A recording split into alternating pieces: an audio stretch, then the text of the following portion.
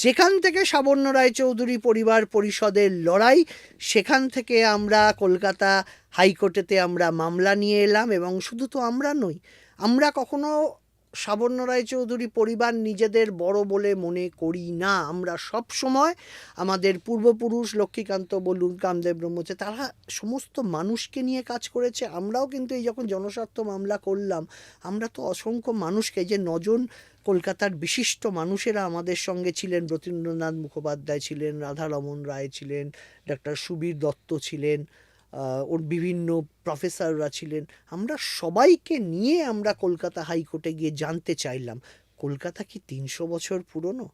যোগচার্ণক কি কলকাতার প্রতিষ্ঠাতা, না এর পেছনে একটা অন্য সত্য লুকিয়ে আছে? তো নিমাই সাধন বসু কমিটি গঠন করা হলো।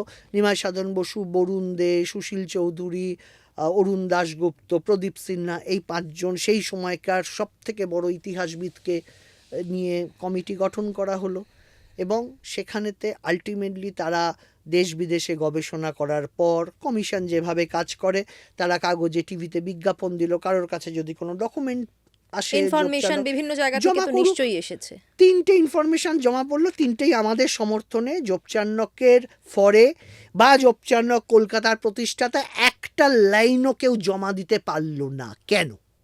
তার মানে পুরোটাই তো ভাওতা, পুরোটাই তো মিথ। তো মিথ্যাকে সত্য বলে কাগজের ডকুমেন্টারি এভিডেন্স তার কমিশনের সামনে আসতে পারে না, এলোও না। এবং আলটিমেটলি 2003 সালের 16ই মে মহামান্য কলকাতা হাইকোর্টের চিফ জাজের ডিভিশন বেঞ্চ, অশোক কুমার মাথুর এবং জয়ন্ত বিশ্বাসের ডিভিশন বেঞ্চ রায় দিল যে কলকাতার প্রতিষ্ঠাতা যোগচার্ণক নয়, 24শে আগস্টও কলকাতার জন্মদিন নয়।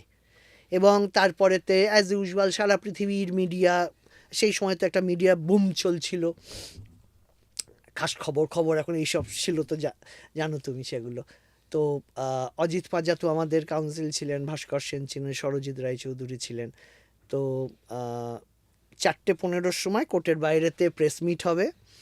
তো অজিতদা তো যেমন মজা করে বলতেন, উনি বললেন, আর আমি বললাম যেটা, সেটা হচ্ছে যে বলা হতো যে কলকাতা নাকি second capital of the British empire এবং sun never sets in the British empire. আজকে আমরা সকল কলকাতাবাসী মিলে আমরা সেই ঔদ্ধত্যের ব্রিটিশ সূর্যকে ওই বঙ্গোপসাগরে ডুবিয়ে দিলাম। This was my version.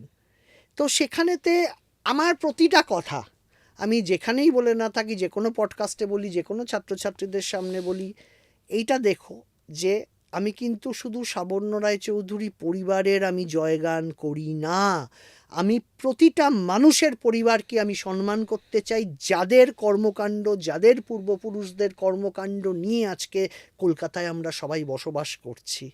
এখানেতে সাবর্ণ রায়চৌধুরী পরিবার বা অন্য কোনো পরিবার এককভাবে কিছুই নয়, সমবেত প্রচেষ্টায় একটা গ্রাম, একটা শহর, একটা প্রদেশ, একটা দেশ গড়ে ওঠে। এবং সেটাই আমি মনে প্রাণে বিশ্বাস করি। হ্যাঁ, সাবর্ণ রায়চৌধুরী পরিবার 150 বছর একটা বড় জায়গায় ছিল, স্বাভাবিকভাবে ইতিহাসের নানা দিক সেখানেতে সাবর্ণ রায়চৌধুরী পরিবারের হাত দিয়ে তৈরি হয়েছে, সেই ইতিহাসটা তো মানুষকে জানাতেই হবে।